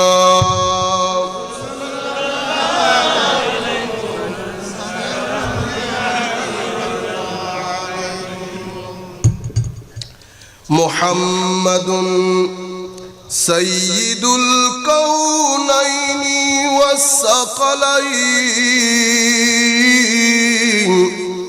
ওয়াল ফারিকাইনি মিন উরবি ওয়া মিন আজামি। সালাতুন ইয়া রাসূলাল্লাহ আলাইকুম সালামুন ইয়া হাবিবাল্লাহ আলাইকুম। লা ইয়াজলিমুহু, মুসলমান জুলুম করবে না। কি করবে না? জুলুম। তো জুলুম করলে কি করবে? আমার নবী বলছেন, জুলুম করলে তোমার ভাইটা জালেম হোক বা মজলুম হোক, তুমি তাকে সহযোগিতা করবা। সাহাবী জিজ্ঞেস করলেন, ইয়া রাসূলুল্লাহ, জালেম হলে বুঝলাম, জালেমকে সহযোগিতা করলাম, মজলুমকে কেমনে সহযোগিতা করব? হায় হায়। এখন আপনারা জুলুম তো বুঝেন, ঠিক না? অত্যাচার করা, অত্যাচার বুঝেন কি জিনিস? আমরা মনে করে কি অত্যাচার মানে মুখে থাপ্পড় দেওয়া, এটা না। অত্যাচার মানে যার যেটা অধিকার, তাকে সেই অধিকার থেকে বঞ্চিত করার নাম অত্যাচার। আমি একটা রিকশা নিয়ে মরে গেছি, তার সাথে ভাড়া দিতে হবে তাকে 30 টাকা। আপনি যদি 25 টাকা দিয়ে একেবারে উত্তর দিকে মুখ করে চলে যান, তো আপনি জালেম, সে মজলুম। আপনি জালেম, সে মজলুম। কত টাকা দেন নাই? 5 টাকা। আপনি জানেন কি ঘটনা করেছেন? আপনি যে ঘটনাটা করেছেন সেটা হচ্ছে এরকম যে আপনি এক ব্যক্তিকে 2 টাকা না দিয়ে 2 কোটি টাকা ক্ষতি করে দিয়েছেন। কিসের জন্য? 2 টাকার জন্য। ক্ষতি কতটুকুন করেছেন? 2 কোটি টাকা। কেন জানেন? আপনি যখন কারো উপর জুলুম করবেন, আপনি তো বুঝেছেন আপনি জুলুম করেছেন, সেটা কাউকে বলতে হয় না। আমি তো বুঝি আমি জুলুম করেছি কিনা। যদি আপনি জুলুম করেন, আপনি ঘরের মধ্যে গিয়ে একটা চার্ট লিখবেন, চার্ট, যে আমি 2022 জানুয়ারির 3 তারিখ অমুকের উপর জুলুম করেছি। 1 দিন, 2 দিন, 3 দিন গুনতে থাকবেন। কেন? আপনার পতনের দিন শুরু। আপনার পতনের দিন শুরু হয় 2022-এ ঘটে যাবে ঘটনা। আর যদি আল্লাহ সময় নেন, 1 দিন, 1 বছর, 2 বছর, 3 বছর, হাই খোদা, তো আল্লাহর দরবারে তওবা করেন। কেন? মওলা যদি সময় নেন, তার মানে ঘটনা খারাপ হবে। তার মানে আপনাকে উপরে তুলতেছেন, তুলতেছেন, তুলতেছেন। এক তলা থেকে যদি পড়ে যান, পা ভাঙে। 2 তলা থেকে পড়ে গেলে কোমর ভাঙে। 10 তলা থেকে পড়ে গেলে আপনাকে খুঁজে পাওয়া যাবে না। পৃথিবীতে যাদেরকে আল্লাহ 10 তলা থেকে ফেলেছেন, তাদেরকে খুঁজে পাওয়া যায় না। তাদেরকে খুঁজে পাওয়া যায় না। হাদিসে পাকের মধ্যে আমার নবী বলছেন, বান্দা উম্মত জুলুম 3 ধরনের। কয় ধরনের? 3 ধরনের। এক ধরনের জুলুম আল্লাহ ক্ষমা করেন না, সেটা আপনি যদি শিরক করেন, আল্লাহ এই জুলুম ক্ষমা করেন। তো এখানে জুলুম কি হলো? আমি আপনাদেরকে বলেছি, যাকে যতটুকুন অধিকার দেওয়া দরকার, তাকে তার অধিকার থেকে বঞ্চিত করার নাম জুলুম। এখন আল্লাহর অধিকার হচ্ছে আপনি আল্লাহর সাথে কাউকে কোনো ক্ষেত্রে অংশীদারিত্ব করবেন না। কিন্তু আপনি আল্লাহর হক আল্লাহকে না দিয়ে যদি বান্দাকে দেন তো জুলুম করেছেন। আল্লাহ বলছেন আমি এই জুলম ক্ষমা করি না। আরেক ধরনের জুলম আমার আল্লাহ নবী পাক সাল্লাল্লাহু আলাইহি ওয়াসাল্লাম বলছেন লা ইয়াতরুকুহুল্লাহু শাইআ, আমার আল্লাহ এই জুলম ছেড়ে দেন না। কি বলেছেন? ছেড়ে দেন না। আল্লাহ এই জুলুমের ক্ষেত্রে কোনো ছাড় দেন না। সেটা কোন জুলম? তুমি যখন তোমার কোনো ভাইয়ের উপর, তুমি যখন তোমার কোনো ভাইয়ের উপর জুলুম করবা তো এই জুলুম আল্লাহ ছাড় দেন না। আল্লাহ পৃথিবীতে কখনো ছাড় দেন নাই। পৃথিবীর ইতিহাসের মধ্যে কোন জালেম আল্লাহর পাকড় থেকে, আল্লাহর ধরা থেকে মুক্তি পান নাই। কাজে আমার ভাইরা, যে যেখানে জুলুম করছেন, টাকা হোক, শক্তি ব্যবহার করে হোক, যে কোনো ভাবে, আমাদের ইউথকে বিশেষ করে বলবো, যুবকদেরকে, আপনারা কলেজ ইউনিভার্সিটির মাঝখানে দাঁড়িয়ে, গেটের মাঝখানে দাঁড়িয়ে, অনেক ঘরের মেয়েরা স্কুলে যেতে পারে না, অনেক ঘরের মেয়েরা কোচিং সেন্টারে যেতে পারে না আপনাদের কারণে। সময় গণে, আমি আল্লাহর ইজ্জতের কসম দিয়ে বলছি, সময় গণবেন। সময় যদি এই ঘটনা ঘটিয়ে রাখেন যে আপনার কারণে একজনের স্কুল বন্ধ হয়ে গেছে, আপনার কারণে একজনের পড়ালেখা বন্ধ হয়ে গেছে, আপনার কারণে কোন মেয়ের মা বাবার এক রাতের ঘুম হারাম হয়েছে, আমি আল্লাহ আল্লাহ রসুলকে সাক্ষী রেখে বলছি, আমি আবার আসবো তো, আমিও তো চট্টগ্রামে, আপনি ক্যালেন্ডারের মধ্যে দিন গুনবেন, দিন। ফেরাউন বাঁচে নাই, ফেরাউন। আমি আপনাদেরকে যদি বলি জালেমদের ইতিহাস, সিভিলাইজেশনের ইতিহাস বলি, সেটা আরেকটা ইতিহাস। পৃথিবীতে কেউ বাঁচে নাই জুলুম করে। কি করে? জুলুম করে। এই কাজ আপনারা কখনো করবেন না। এই কাজ মানুষের কাজ না, এটা হাইওয়ানের কাজ, জীবজন্তুর কাজ। এটা বনি আদম, সৃষ্টির সেরা জীব, মানুষের কাজ না। মানুষ যখন এই কাজ করে তখন আমার আল্লাহ বলছেন সুম্মা রাদাদনাহু আসফালা সাফিলিন, ধ্বংসের একেবারে নিকৃষ্ট থেকে নিকৃষ্ট কীট হয়ে যায় মানুষ যখন এই ধরনের কাজ করে। সম্মানিত উপস্থিতি, আল্লাহ রাব্বুল আলামিন আমাদেরকে হেদায়েত দান করুন, আল্লাহ আমাদেরকে সমঝ বুঝ দান করুন। এরপরে আমার নবী বলছেন মান কানা ফি হাজাতি আখিহি কানা আল্লাহু ফি হাজাতিহি। কত বড় কথা দেখেন।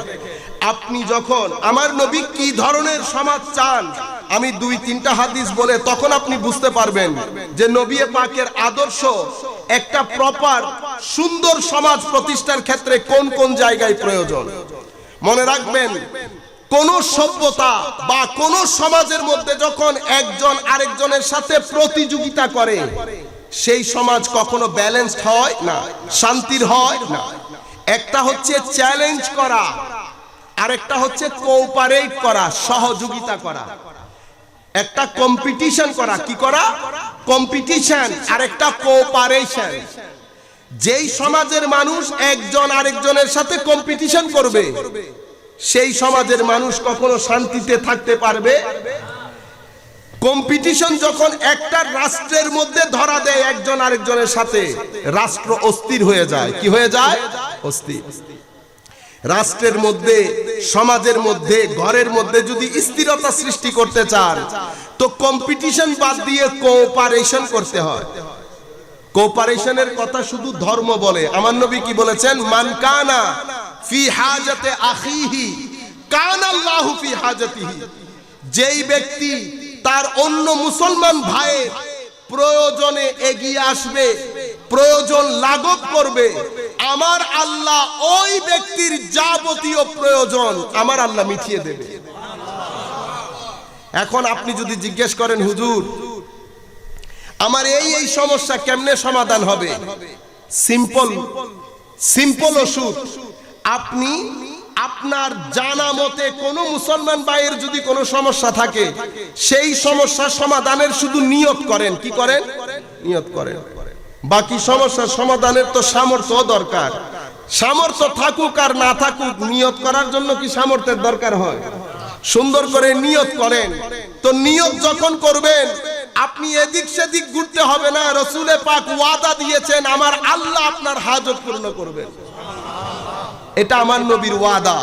তো নবী পাকের ওয়াদা মিথ্যা না, আমার নবী as-সাদিকুল আমিন, সত্য কথা ছাড়া মিথ্যা কথা কখনো আমার নবী বলেন নাই। কারণ আমার নবী যার পক্ষ থেকে এসেছেন উনিও মিথ্যা বলেন না, মিথ্যাবাদীদেরকে পছন্দ করেন না। সেই কারণে আমার নবী যা বলেছেন সত্য বলেছেন। আমরা মুসলমানরা অতিমাত্রায় দুনিয়াদার হওয়ার কারণে আমাদের উপর এই কথাগুলো তাসির করে না, এই কথাগুলো তাসির করে না। আমরা আধ্যাত্মবাদ, আমরা এই ধরনের বিষয়গুলোতে বিশ্বাস রাখতে পারি না, অথচ মুসলমানদের জিন্দেগি বিশ্বাস দিয়ে চলে। কি দিয়ে? বিশ্বাস দিয়ে। এখন আমরা জড়বাদীদের মতো হিসাব করি, দুয়ে দুয়ে চার, চার থেকে তিন চলে গেলে এক, আমার হাতে তো কিছু রইল না, আমার হাতে কিছু আর রইল না। হায় হায় হায়, এই হিসাব না। এখন আমার নবী আপনাকে হিসাব শিখিয়ে দিচ্ছেন যে আমি যদি চাই আমার হাজত পূর্ণ হোক, তো আমাকে কি করতে হবে? আরেকজনের সমস্যার সমাধান করতে হবে। তো আমি কি সমস্যার সমাধান করতে হবে পারবো? আরে ভাই, সমস্যার সমাধান করতে পারেন আর না পারেন, নিয়ত তো করতে পারেন। নিয়ত করতে কোনো খরচ আছে? কোনো খরচ নাই। আচ্ছা, এরপরে আমার নবী সাল্লাল্লাহু আলাইহি ওয়াসাল্লাম বলেছেন, ওয়ামান ফাররাজা আন মুসলিমিন কুরবাতান ফাররাজাল্লাহু আনহু কুরবাতান মিন কুরাবিদ দুনিয়া ওয়াল আখিরা। আর আরেক জায়গায় বলেছেন কুরবাতান মিন কুরাবি ইয়াউমিল কিয়ামা। আপনি কোন মুসলমান ভাইয়ের একটা সমস্যা, কোন একটা বিপদ, কোন একটা জায়গায় কোনোভাবে যদি সহযোগিতা করেন, আমার আল্লাহ আপনাকে দুনিয়া এবং আখিরাতে সহযোগিতা করবে। এখন আপনারা আমরা বলি না আজকাল কেউ কেউ সহযোগিতা না করে, এখন কেউ কাউকে সহযোগিতা করে না। সমস্যা হয়ে গেছে কি? আমার নিজের থেকেও তো বিশ্বাস চলে গেছে, আমার নিজের থেকেও বিশ্বাস চলে গেছে। আমি যদি আল্লাহর সহযোগিতা পেতে চাই, আমি বান্দাকে সহযোগিতা করতে হবে। আমি বান্দাকে, আপনারা বিশ্বাস করবেন, যদি আপনি সহযোগিতা করেন, বিশ্বাস করেন 1 টাকা 100 টাকা হয়ে আসে।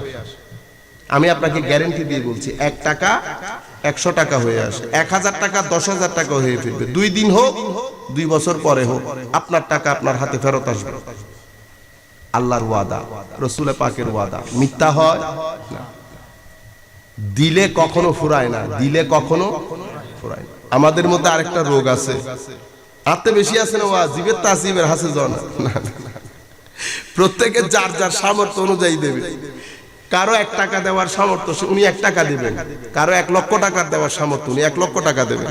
আপনারা এখন মসজিদে গিয়ে দেখি, আপনারা সবাই 2 টাকার নোট একটা পকেটে নিয়ে যান, আর কেউ 10 টাকার, এখন 10 টাকার নোট নিয়ে যান। কেন? যিনি 10 টাকার নোট দেওয়ার সামর্থ্য রাখেন, উনি 10 টাকার নোট দেবেন। আপনি কেন 10 টাকার নোট? আমি 10 টাকার নোট দিলে সারবে? আমি যদি 10 টাকার নোট দিই সারবে? আমি তো বলতেছি সারবে না।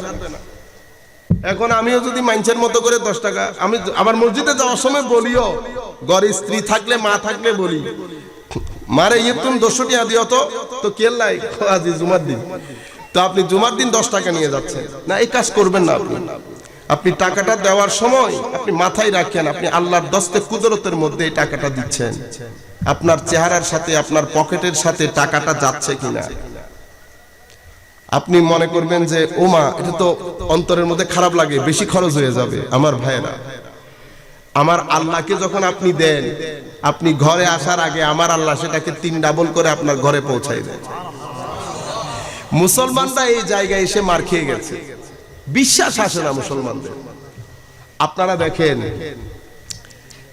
সবচেয়ে কম বেতনের চাকরি করে কে আপনাদের সমাজে? বলেন তো। হায় হায় হায়, কি দ্রুত বলে ফেলেছে দেখেছে।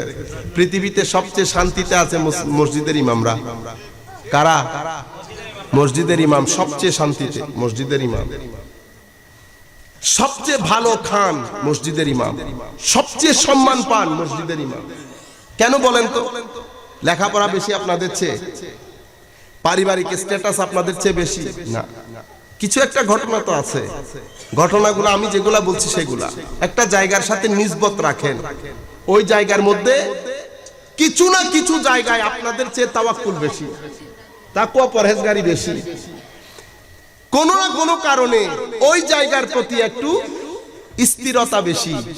এটার বরকতে আপনাদের চোখের সামনে ঘটছে ঘটনা, সবচেয়ে কম বেতন কিন্তু সবচেয়ে শান্তি, সবচেয়ে কম বেতন সবচেয়ে ভালো খাদ্য, সবচেয়ে কম বেতন সবচেয়ে সম্মানে। আপনারা বুঝতে পেরেছেন? আমরা যারা এখানে এসেছি, বসেছি, আমরা এই জিনিসগুলা ভিতরে ঢুকিয়ে পোক্ত করে ফেলি নিজের ভাইয়ের সাথে, বোনের সাথে, পাড়া প্রতিবেশীর সাথে, আত্মীয় স্বজনের সাথে। এখন আপনি বলবেন না আনলো বেয়াদবি বুঝে দেন না, উনি বেয়াদবি করেছেন তো, আপনারা কেউ কথা বলবেন না প্লিজ। উনি বেয়াদবি করেছেন, ওনারটা ওনাকে দেন, কিন্তু ওনাকে তো ওনার প্রশ্ন আপনাকে করবে না তো আল্লাহ।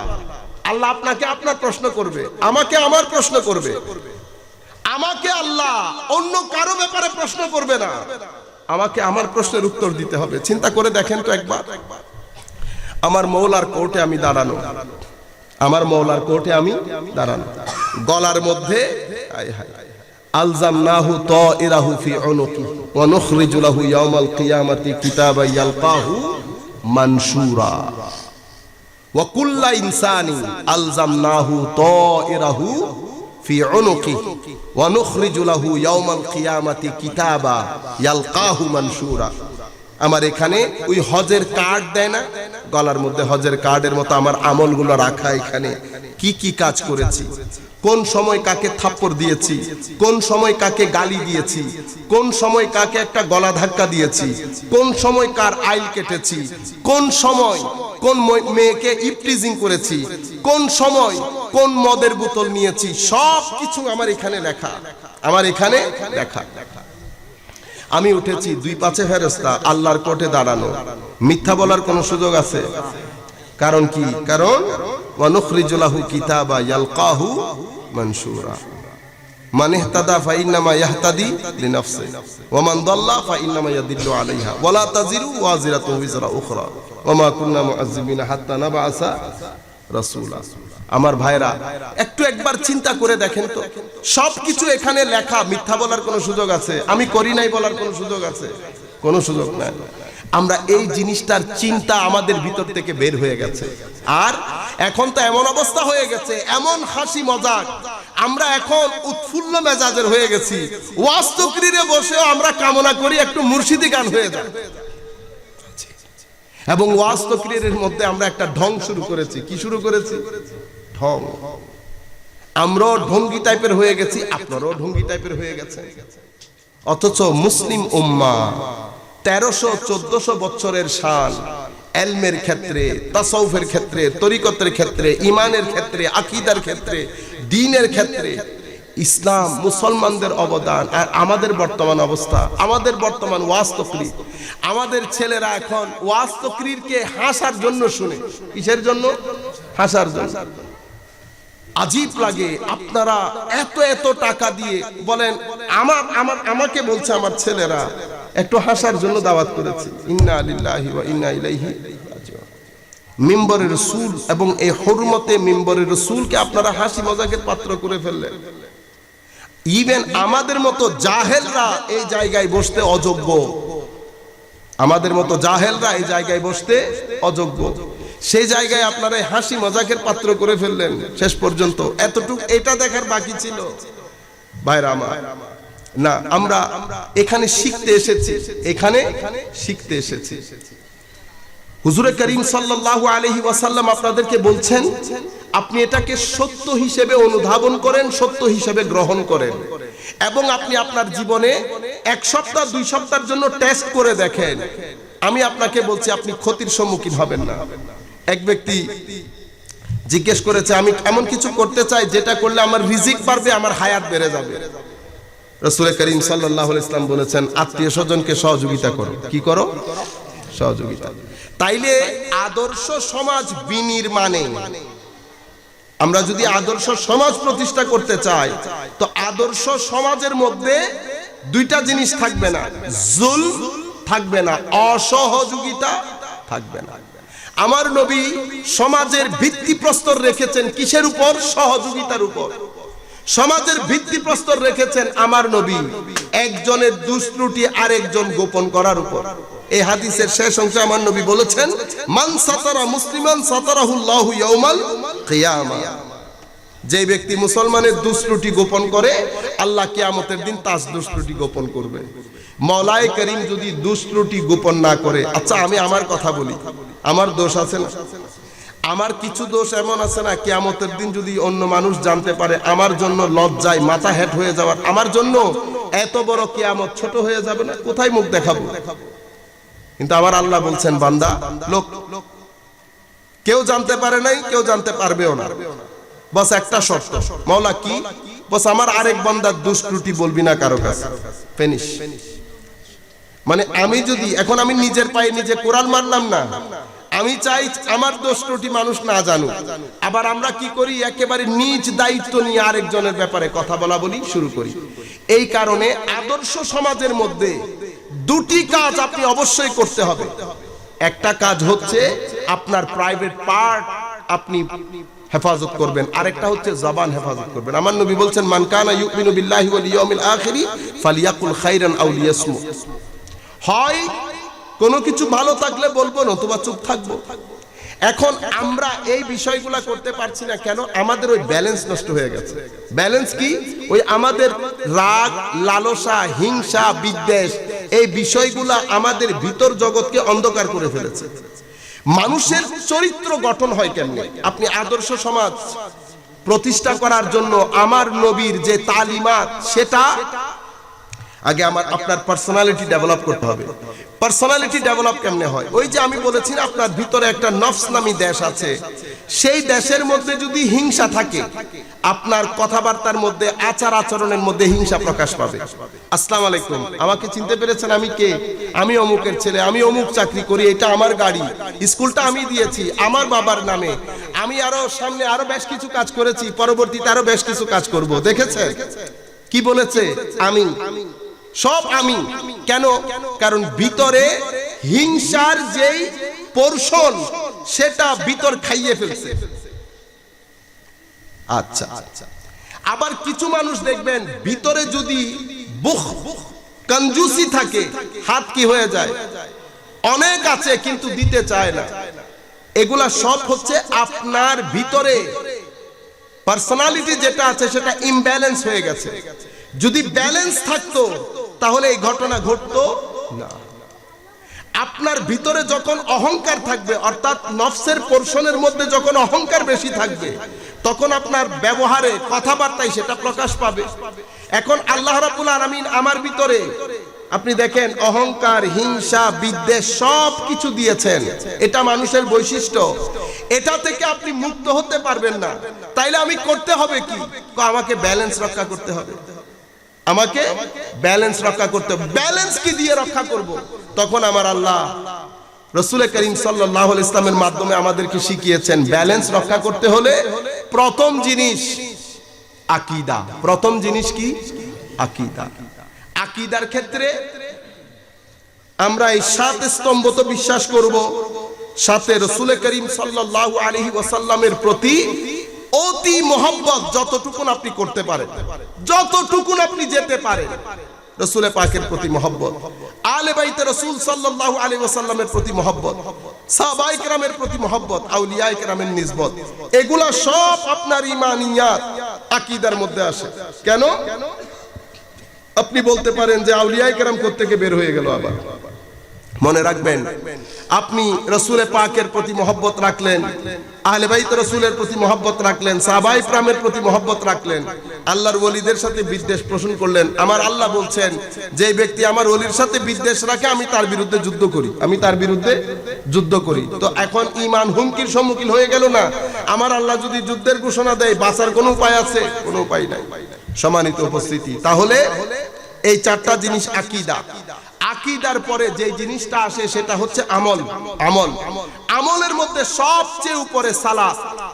এখন আমার ভিতরে ব্যালেন্সটা মেইনটেইন হবে সালাত দিয়ে, কিন্তু সালাতের মধ্যে, সালাতের ক্ষেত্রে, নামাজের ক্ষেত্রে কিছু জিনিস বড় গুরুত্বপূর্ণ। সেটা কি? সেটা হচ্ছে আমি নামাজ পড়বো ফজর থেকে জোহর, জোহর থেকে আসর, আসর থেকে মাগরিব, মাগরিব থেকে এশা। আমি যে নামাজ পড়ছি, আমি নিজেকে নিজে মনিটর করতে হবে। কি করতে হবে? মনিটর, মুরাকাবা করতে হবে। মুরাকাবা, আমি ওয়াচ করতে হবে। আমি কোন কোন জায়গায় গুনাহগুলা করছি।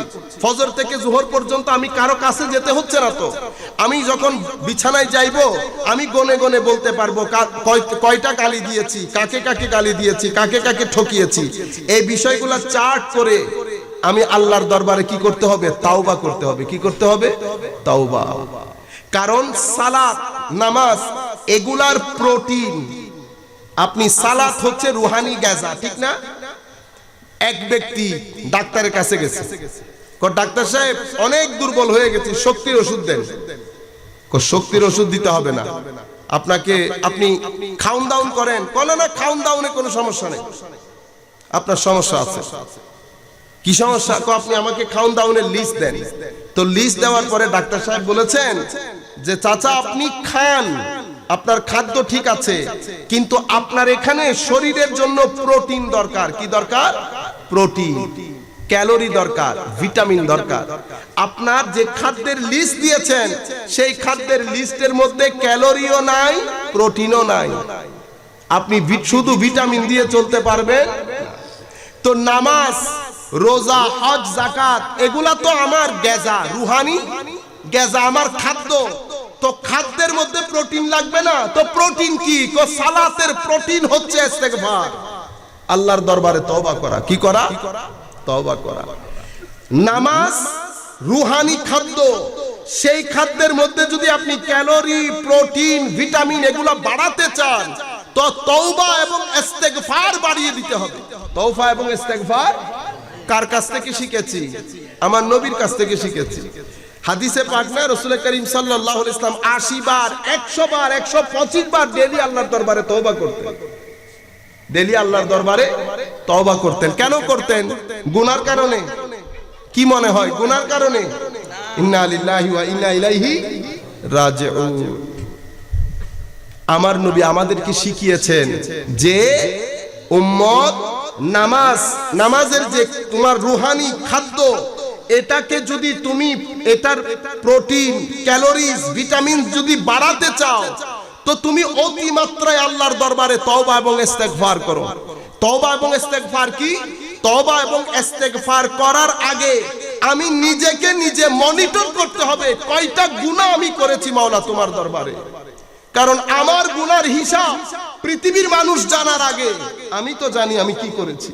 হাসিবু ক্বাবলা আন তুহাসাবু। তোমার কাছ থেকে হিসাব চাওয়ার আগে নিজের হিসাব নিজে করে নাও, কারণ তুমি তোমার ব্যাপারে উত্তম ভাবে জ্ঞাত তুমি কি করেছো। আমি যখন এই জিনিসগুলো দেখব আমি আল্লাহর দরবারে তওবা করব। তওবা, তিলাওয়াতে কোরআন, জিকির ইলাহি, সাদাকা, দান করা, মানুষকে কোঅপারেট করা, এই বিষয়গুলা। আচ্ছা, এখানে আরেকটা জিনিস বড় গুরুত্বপূর্ণ, সেটা কি? সেটা হচ্ছে বিনয়ী ভাব। বিনয়ী ভাব কোত্থেকে আসবে? বিনয়ী ভাব সৃষ্টি করার আগে তোমাকে জুহদ করতে হবে। কি করতে হবে? জুহদ। এখন আপনারা বলবেন এটা কঠিন কাজ। না, প্রত্যেক মানুষ যার যার পাত্র অনুযায়ী, যার যার পাত্র অনুযায়ী করতে হবে। যেই ব্যক্তি 1 ছটাক পানি খাবেন উনি 1 ছটাক খাবেন, যিনি 1 কেজি খাওয়ার উনি 1 কেজি খাবেন, যিনি 1 মন খাওয়ার উনি 1 মন খাবেন। আপনি এই আন্দাজে জীবন যখন যাপন করবেন অটোমেটিক্যালি আপনার পার্সোনালিটি ব্যালেন্স হয়ে যাবে। যেই আপনার পার্সোনালিটি ব্যালেন্স হবে আপনার সমাজ শান্তিপূর্ণ হবে। এই সমাজের মধ্যে তখন আর কোনো মাদক থাকবে না, কারণ মাদক বলেন, অশ্লীলতা বলেন, যা কিছু শ্লীলতার বাইরে চলে গিয়ে অশ্লীলতায় পরিণত হয়, সব কিছু আসে আপনার ক্রোধ এবং লালসা। এই দুইটা যখন ইমব্যালেন্স এবং আনকন্ট্রোলড হয়ে যায় তখন থেকে। তো এই ইমব্যালেন্স, আনকন্ট্রোল জিনিসকে কন্ট্রোল কিভাবে করতে হবে? কন্ট্রোল করার জন্য আমার নবীর দেওয়া আদর্শ বাদে পৃথিবীর কোনো আদর্শ কাজ করে না। কারণ আমি তো ওয়েস্টার্ন কান্ট্রিতে থাকি, তো ওয়েস্টার্ন সোসাইটি আমি আমার দেশের লোকের চেয়ে বেশি জানি না। টিভিতে যারা টক টক বক বক করে অন্তত তাদের চেয়ে তো বেশি জানি, ঠিক না? পৃথিবীতে আমরা যদি ওয়েস্টার্ন সোসাইটি নেই, ওয়েস্টার্ন সোসাইটির সমস্যা কি? এই দুইটা জিনিস বেড়ে গেছে, ক্রোধ এবং লালসা। লোভ বেড়ে গেছে। লোভ বেড়ে যাওয়ার কারণে কম্পিটিশন বেড়ে গেছে। কম্পিটিশন বেড়ে যাওয়ার কারণে মানুষের ভিতর ডিপ্রেশন বেড়ে গেছে। কারণ কম্পিটিশন যখন বেড়ে গেছে, আমরা দুইজন দৌড় দিয়েছি না, দুইজন, তো আপনি চলে গেছেন অনেক আগে। কেন? আপনার শক্তি বেশি, পারিবারিক পুশ বেশি, আত্মীয় স্বজন ভারী বেশি। আপনি চলে গেছেন 2 মাইল আগে। আমি পিছনে পড়ে আছি। যে আমি পিছনে পড়ে আছি, আমার ভিতরে ডিপ্রেশন এসেছে না? ডিপ্রেশন এসে গেছে। সোসাইটি ডিপ্রেসড হয়ে যাচ্ছে। এখন আপনি কোন রকম শান্তি খুঁজে পাচ্ছেন না। আপনার সমাজের মধ্যে মা বোনরা নিরাপদ না, রেপ বেড়ে যাচ্ছে। এই যাবতীয় জিনিসের পেছনে মূল হচ্ছে আপনি কোন একটা জায়গায় ব্যালেন্স হারিয়ে ফেলেছেন। ব্যালেন্সটা কি? ব্যালেন্সটা হচ্ছে আপনার পার্সোনালিটির ব্যালেন্স। আল্লাহ রাব্বুল আলামিন আপনার ভিতরে আল্লাহর একটা নূর দিয়েছেন। সেই নূর গুলার উপরে আপনি ব্ল্যাক, কালো লেয়ার লাগিয়ে দিয়েছেন। কিসের লেয়ার? হিংসার লেয়ার, অহংকারের লেয়ার এবং রিয়ার লেয়ার, অশ্লীলতার লেয়ার। এগুলা লাগিয়ে নূরটাকে আপনি কালোর আবরণে আবদ্ধ করে দিয়েছেন। যে কালোর আবরণ পড়ে গেছে, এটাকে নুকতাতুস সৌদা বলে হাদিসে পাকের ভাষায়। যে কালো আবরণ পড়ে গেছে, নূরে ইলাহি বন্ধ হওয়ার জোগাড়। যে নূরে ইলাহি বন্ধ হয়ে যাচ্ছে, আপনার উপরে আল্লাহ যে নূর দান করে আপনাকে আশরাফুল মখলুকাত বানিয়েছে, সেটা বন্ধ হয়ে গেছে।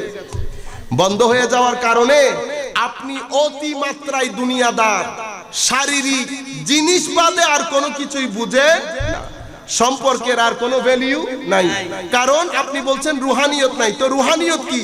রুহানিয়ত হচ্ছে ফানাফাখনা ফিহি মির রুহির যে নূর দিয়েছে, সেটা আপনি গুনাহের কালো আবরণে সেটাকে ব্লক করে দিয়েছে। সেটাকে জালিকার রান, কোরআনে পাকের মধ্যে এটাকে কি বলেছে?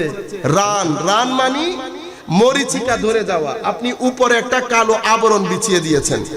এই হাদিস হযরত আবু হুরায়রা রাদিয়াল্লাহু তাআলা থেকে বর্ণিত। আমার নবী কি বলছেন? লা তাহাসাদু। দেখছেন, পার্সোনালিটিকে ব্যালেন্স করার জন্য কি বলেছে? তোমরা একজন আরেকজনকে হিংসা করিও না। কি বলেছেন? একজন আরেকজনের সাথে হিংসা করিও না। ওয়ালা তানাজাসু এবং ওয়ালা তাবাগাদু। একজন আরেকজনকে ধোঁকা দিও না। কি দিও না? একজন আরেকজনের সাথে অহংকার দেখাইও না। একজন আরেকজনের ব্যাপারে অন্তরে অহংকার রাখিও না। ওয়ালা তাদাবারু। একজন আরেকজনের সাথে কথাবার্তা ছেড়ে দিয়ে, একজন আরেকজনকে দেখলে আমরা দেখি না, মাথা চেহারা ঘুরাই ফেলি, চোখে চোখ পড়ে গেলে আবার যে কথা বলতে হবে পিছন দিয়ে দেই। আমার নবী বলছে এই কাজ করিও না। ওয়ালা ইয়াবি বাদুকুম আলা বাইই বাদ। একজন একটা জিনিস কিনতে গেছে, আপনি পয়সা একটু বেশি, আপনি একটু বেশি অফার করে আপনি কিনে নিয়ে চলে গেলেন। জায়গার ক্ষেত্রে অনেক সময় হয় না, 20-50 হাজার টাকা দিয়ে কিনে আপনি নিয়ে গেলেন। এটা আমার নবীর সমাজের মধ্যে আমার নবী নিষেধ করে দিয়েছেন মুসলমানের জন্য। ওয়ালা ইয়াবি বাদুকুম আলা বাইই বাদ ওয়া কুনু ইবাদাল্লাহি ইখওয়ানা। আল্লাহর বান্দা এবং ভাই হিসেবে তোমরা পৃথিবীতে থাকবে। আল মুসলিম আখুল মুসলিম। এগেইন ওই হাদিস, লা ইয়াজলিমুহু ওয়ালা ইয়াখযুলুহু। অত্যাচারও করবে না এবং অপমান, বিধ্বস্ত করা, তিরস্কার করা, বিদ্রূপ করা, এই কাজগুলা করবে না। আত-তাকওয়া হাহুনা। আমার নবী বলেছেন তাকওয়া এখানে থাকে। ওয়া ইউশিরু ইলা সাদরিহি সালাসা মাররাত বিহাসবি ইমরিইম মিনাশ শাররি আন ইয়াহকিরা আখাহুল মুসলিম। আমার নবী বলছেন যে তোমার জন্য গুনার কাজ এতটুকুনি যথেষ্ট। তুমি আরেক মুসলমান ভাইকে দেখে, আমরা উপহাসের হাসি হাসি না, উপহাস করি একজনকে আরেকজন। আচ্ছা, এখানে আরেকটা কথা বলে ফেলি, একজন আরেকজনের সাথে মস্কারি করি। কি করি? মস্কারি। আপনারা জানেন মস্কারির মাধ্যমে আমাদের কত মানুষ নিজেদের আমলগুলা নষ্ট করে ফেলে। মস্কারি করে নাম দিয়ে আমরা আরেকজনের চরিত্র হনন করি। একবার দুইবার করতে করতে যখন সেই ব্যক্তি একটু রিয়াক্ট করে, তখন আমরা কি বলি না, আমি তো মস্কারি করেছি। কি করেছি? মস্কারি। মনে রাখবেন, যেই মস্কারির মাধ্যমে আপনি যার সাথে মস্কারি করছেন সেই যদি রেগে যায়, তাইলে মনে করবেন এটা আপনার মস্কারি না, আপনি তার কলজা নিয়ে টানাটানি করেছেন। কি নিয়ে টানাটানি করেছেন? কলজা নিয়ে। এই কাজটা যেহেতু আপনি আরেকজনের মন এবং চরিত্র হনন করছেন, এটা হারাম কাজ, এটা করা নিষেধ। এটার মাধ্যমে আমাদের আমলগুলো তো এমনিতেই নষ্ট হয়ে যায়। আমাদের আমলগুলা এমনিতেই নষ্ট হয়ে যায়। গোলা ভরা ধান রেখেছেন না? ধান গোলা ভরা ধান না, বড় বড় 10-12টা যদি ইঁদুর ঢুকে গোলার মধ্যে, 6 মাস যদি আপনি গোলার ভিতরে না ঢুকেন, গোলার দান থাকবে? ইমাম জালালউদ্দিন রুমি রহমতুল্লাহ আলাই বলছেন যে মানুষ এই বড় বড় ইঁদুরগুলা তোমার পুরা মাস বছরের ইবাদত রিয়াজত গুলা খেয়ে চলে যাচ্ছে, তোমার কোনো খবরও নাই। সেই কারণে নামাজ রোজার মাধ্যমে তোমার তাকওয়া পরহেজগারি অর্জিত হয় না। কেন? কারণ তুমি ফজর থেকে জোহর পর্যন্ত ফজরের নামাজ পড়ে 1 বস্তা সওয়াব অর্জন করেছো, জোহর পর্যন্ত মুখ চোখ কান দিয়ে এত গুনাহ তুমি গ্রহণ করেছো। ওই ইঁদুর যেমন বস্তা কেটে ফেলে, তোমার এই হাসদের ইঁদুর তোমার তাকওয়ার বস্তা কেটে ফেলেছে। বুঝতে পেরেছেন এখন কেন বরকত পাই না আমরা? অথচ 1 ওয়াক্তের নামাজ কোনো ব্যক্তি যদি ভালো করে পড়ে, তাকওয়ার বস্তার মধ্যে পুরা 10 বস্তা তাকওয়া অর্জিত হয়। কি জিনিস আল্লাহ দান করেছেন! কিন্তু সেই এত তাকওয়া পরহেজগারি ইবাদত রিয়াজত খুলুসিয়ত সবকিছু নিমিষে ধ্বংস হয়ে যায়। কারণ আমরা গণহারে মুখ চালাতে থাকি, হাত চালাতে থাকি, চোখ চালাতে থাকি, কান চালাতে থাকি। ফজর থেকে জোহর পর্যন্ত মানে প্লাস মাইনাস হতে হতে ভিতরে আর কোনো কিছুই থাকে না। আখেরি হাদিস বলে শেষ করে দিচ্ছি। আমার নবী জিজ্ঞেস করেছেন, আতাদরুনা মানিল মুফলিস? মুসলিম শরীফের বর্ণনা। তোমরা জানো মুফলিস কাকে বলে? মুফলিস আমাদের এখানে মুফলিস মানে হচ্ছে আরবিতে মুফলিস মানে গরিব মানুষ। যার কাছে ফুলুস নাই তাকে মুফলিস বলে। যার কাছে ফুলুস নাই তাকে কি বলে? মুফলিস। মানে যার কাছে টাকা পয়সা নাই তারে মুফলিস বলে।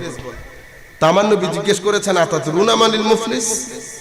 তখন সাহাবায়ে কেরাম বলছেন, ইয়া রাসূলুল্লাহ, মুফলিস যার কাছে টাকা পয়সা নাই সেই ব্যক্তি মুফলিস। আমার নবী বলছেন না, সাহাবায়ে কেরাম বলছেন, আল্লাহু ওয়া রাসূলুহু আ'লাম, আল্লাহ আল্লাহর রাসূল বেশি জানেন। তখন আমার নবী বলেছেন, এক ব্যক্তি কিয়ামতের দিন উঠবে, তার আমল নামার মধ্যে নেকি ভরপুর নেকি থাকবে। হায় হায়, আল্লাহর কোর্টে দাঁড়াবে। দাঁড়ানোর পরে আমার আল্লাহ ফেরেশতাদেরকে বলবে, দেখো তো কোনো কমপ্লেইনকারী আছে কিনা, কারো কোনো কমপ্লেইন আছে কিনা এই ব্যক্তির ব্যাপারে। তখন দেখা যাবে লাইন, মানুষের লাইন। হাই মানুষ, একজন একজনকে ডাকবে, আসো তোমার কথা বলো। সে কমপ্লেইন করবে, মাওলা অমুক দিন অমুক সময় সে আমাকে গালি দিয়েছে, শাতামা। কি দিয়েছে? গালি দিয়েছে। তখন আমার আল্লাহ ফেরেশতাদেরকে বলবেন, এই ব্যক্তির সওয়াব থেকে কিছু সওয়াব ওই কমপ্লেইনকারীকে দিয়ে দাও। সওয়াব দিয়ে দিয়েছে। আর আছে? কই আল্লাহ আরো আছে। আসো তোমার কমপ্লেইন, মাওলা একদিন সে আমাকে একটা থাপ্পড় দিয়েছে। এরকম করতে করতে কেউ বলবে গালি দিয়েছে, কেউ বলবে থাপ্পড় দিয়েছে। কমপ্লেইন করতে করতে আমার আল্লাহ বলবেন, সওয়াব দিয়ে দাও, সওয়াব দিয়ে দাও, সওয়াব দিয়ে দাও। সওয়াব দিতে দিতে গাঁটটিতে আর সওয়াব নাই। এটাও খালি, এটাও খালি, কিন্তু কমপ্লেইনকারী রয়ে গেছে। এখন কি করবে? মাওলা সওয়াব তো নাই। আমার আল্লাহ বলবেন, যিনি কমপ্লেইন করছেন তার গুনাহ আছে? জি আল্লাহ, গুনাহ আছে। তো তার গুনাহ থেকে কিছু গুনাহ তাকে দিয়ে দাও। তখন তার গুনার গাঁটটিটা প্যাকেট ভরে যাবে। ফায়ুলকা ফিন্নার, ওই ব্যক্তিকে জাহান্নামে নিক্ষেপ করা হবে। আল্লাহ রাব্বুল আলামিন আমাকে, আপনাকে, কুল কায়নাতের মুসলমানকে আল্লাহ এই আযাব থেকে রক্ষা করুন। শান্তিময় সুন্দর সমাজ বিনির্মাণের জন্য এটাকে হেফাজত করতে হয়, এটাকে হেফাজত করতে হয়। কারণ এটা আর এটা, এগুলা হেফাজত না হলে শান্তি প্রতিষ্ঠা হয় না। কারণ নিজের মধ্যে যদি শান্তি না আসে, সমাজের মধ্যে শান্তি কোত্থেকে থেকে আসবে? এই কারণে আমার আল্লাহ বলছেন, ওয়া কাযালিকা জাআলনাকুম উম্মাতাও ওয়াসাতা, আমি তোমাদেরকে মডারেট করেছি, ব্যালেন্স করেছি। তোমাদের পুরো পার্সোনালিটির মধ্যে আমি একটা ব্যালেন্স তৈরি করেছি। লিতাকুনু শুহাদা আলান নাস, যেহেতু ব্যালেন্স করেছি, উত্তম করেছি, যাতে তোমরা মানুষজনের জন্য সাক্ষী হিসেবে তোমরা নিজেদেরকে তৈরি করতে পারো। সাক্ষীর জন্য পার্সোনালিটি লাগে, সত্যবাদী হইতে হয়। সাক্ষী দেওয়ার জন্য নিজেদের মধ্যে খুদদারি থাকতে হয়, আমানতদারি থাকতে হয়, তাকওয়া পরহেজগারি থাকতে হয়। আপনারা তাকওয়া পরহেজগারি ভালো চরিত্র না হলে সালিশের মধ্যে ডাকেন না, আর আল্লাহর কোর্টের মধ্যে আপনাকে সাক্ষী দিতে ডাকবেন। আল্লাহ রাব্বুল আলামিন আমাদের হামি ও নাসির হোক। আল্লাহ রাব্বুল আলামিন আমাদের কবুল করুন। মওলাই করিম আমাদের যাবতীয় আয়োজন, বিশেষ করে আমাদের ছেলেরা যারা আয়োজন করেছেন, মহব্বত নিয়ে আয়োজন করেছেন, মওলাই করিম তাদেরকে হেফাজত করুন, আমাদেরকে হেফাজত করুন।